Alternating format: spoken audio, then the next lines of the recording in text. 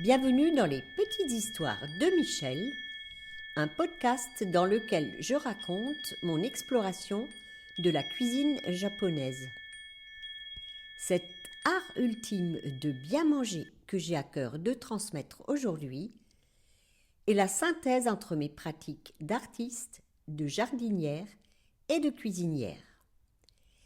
Il s'adresse aux amoureux du Japon, aux gourmets de tous bords et aux cuisiniers soucieux de préparer une cuisine saine, savoureuse et créative, qui nourrit aussi bien le corps que l'esprit.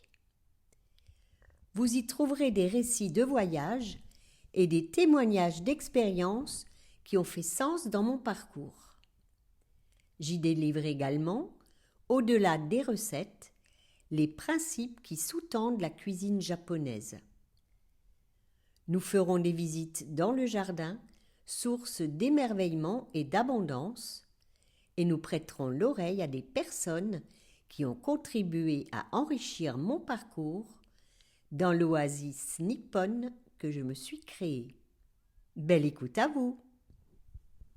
Dans le précédent podcast, je vous parlais de la manière dont les Japonais se préparent à entrer dans la nouvelle année en rangeant leur maison, leurs placards, en mettant leurs affaires à jour.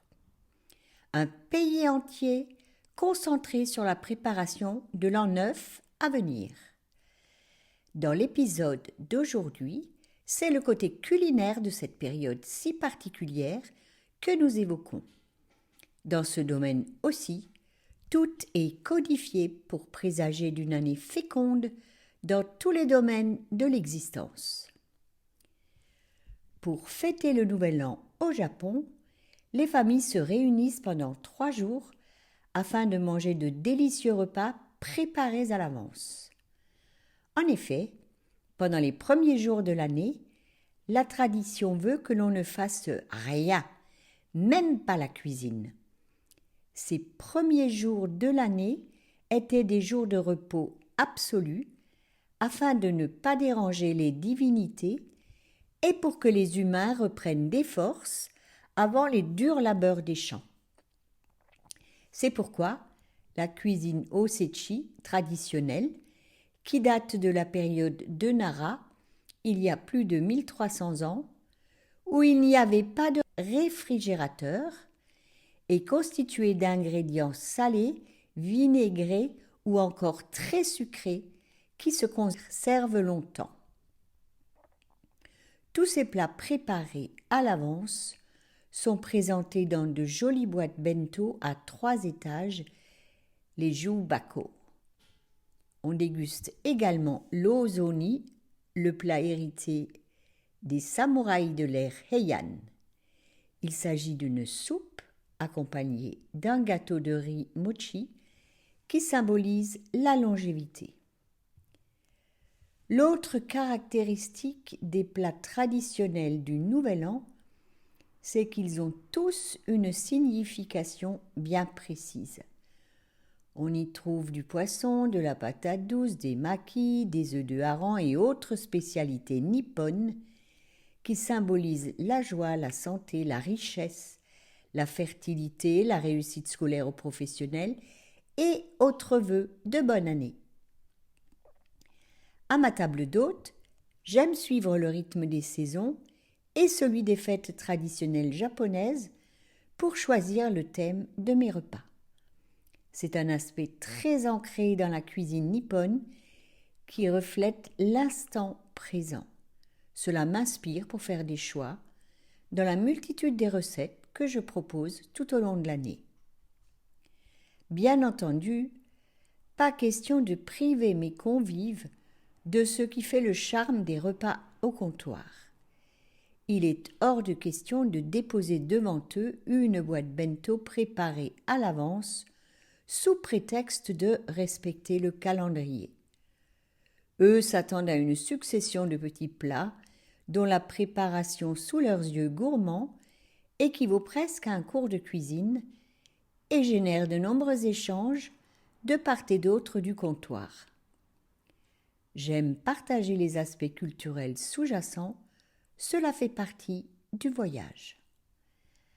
Alors, tout en respectant le menu traditionnel de Nouvel An avec ses codes, c'est dans le choix de la vaisselle que je ferai de discrètes allusions au bento avec ses compartiments. J'ai détourné de petits plateaux carrés noirs avec des bords droits de chez Ikea pour présenter certains mets. J'utilise tous les récipients carrés qui ont un rebord que je peux collecter dans mon placard à vaisselle, y compris mes boîtes laquées qui servent habituellement à boire le saké. J'ai même façonné des boîtes allongées et hautes en céramique noire pour contenir les délicatesses que je présente habituellement sur le plat aux dimensions codifiées qui s'appelle Hasun. Au menu figurent des oranges amères dai-dai. En japonais, selon le kanji utilisé, cela signifie de génération en génération, appelant ainsi la fécondité. Les fruits de mon oranger n'ont aucun intérêt gustatif, mais leurs coques évidées me servent de contenant pour cuire certains ingrédients à la vapeur, ce qui leur confère un délicat parfum. Les crevettes entières présentées au menu, avec leur dos courbé et leur longue barbe, ressemblent à une personne âgée, évoquant ainsi un vœu de longévité. On trouvera aussi des datemaki. C'est une omelette sucrée mélangée avec de la pâte de poisson enroulée en spirale qui est considérée comme un aliment chanceux pour améliorer ses connaissances et ses compétences scolaires. Le datemaki symbolise aussi le souhait de connaître de nombreux jours fastes.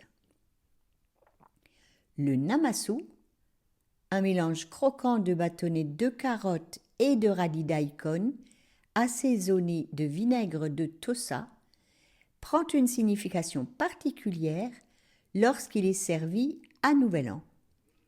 Le blanc du radis évoque l'argent, tandis que l'orange de la carotte rappelle l'or. C'est un appel à l'abondance financière et à la prospérité. Le kobumaki est constitué de saumon roulé dans une algue kombu. Le mot kobu est un calembour sur yorokobu qui signifie être heureux en japonais. Le tazukuri, une préparation de sardines séchées confites dans la sauce soja, symbolise une récolte abondante car le poisson était utilisé pour fertiliser les rizières. Kazunoko, les œufs de hareng, font aussi partie du menu. Kazu signifie nombre et ko signifie enfant. Les harengs ont de nombreux œufs qui symbolisent la prospérité et la bonne récolte, ainsi que la possibilité d'avoir de nombreux descendants. À ma table, les œufs de hareng sont remplacés par des œufs de cabillaud, tout aussi nombreux et plus faciles à se procurer en France.